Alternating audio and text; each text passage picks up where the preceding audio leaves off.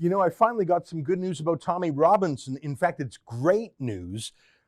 I was just saying Happy New Year to him and asking him when his next trial date was so I could plan my trip over to London to report on it. But he said his next big event is actually this weekend. And I had no idea what he was talking about, because how can a trial be on a weekend? But it's not a trial. Tommy Robinson is being awarded the Free Press Society's 2019 award. It's the award for the world's most important defender of free speech.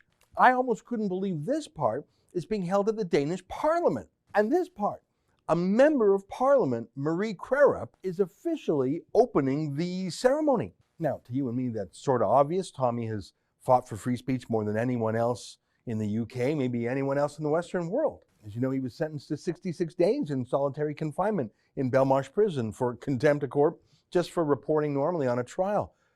That was on top of the 10 weeks he served the previous year for the same contempt of court. Everyone knows that was a sham. Tommy was simply doing journalism.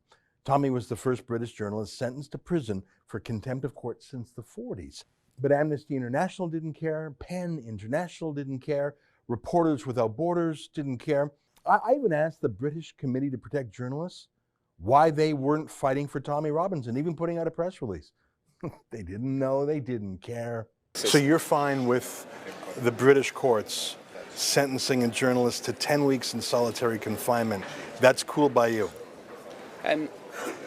If a person is sentenced to solitary confinement for their journalism, that's one thing. Yeah, that's the one thing I'm asking you about.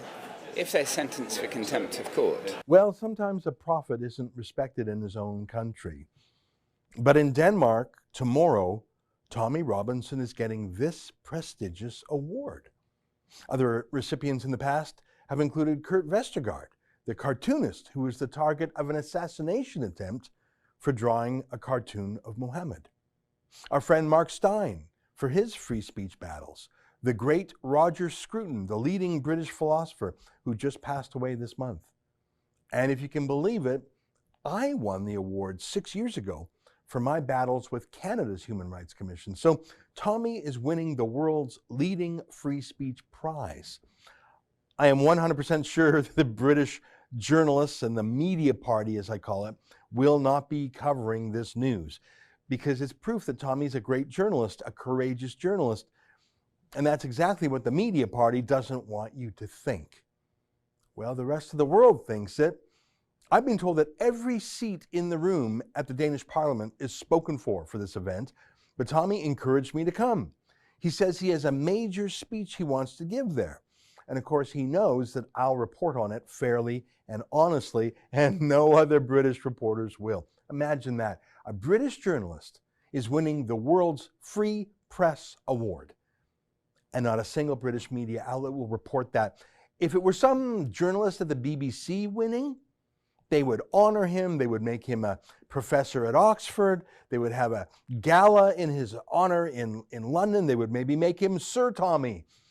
But no, he has to go to Denmark for this award. So I'm going to. I bought a plane ticket just this morning. I'm flying to Copenhagen, and I'm going to be there to report on the award ceremony and on Tommy's big speech. Because if I don't, who will? I mean, imagine if Tommy won the world's Free Press Prize. It's like the Nobel Prize for freedom, but no one even reported on it. That's what'll happen, and you know it. So I'm going, and I'm going to put my reports up on the website we're creating called TommyPrize.com.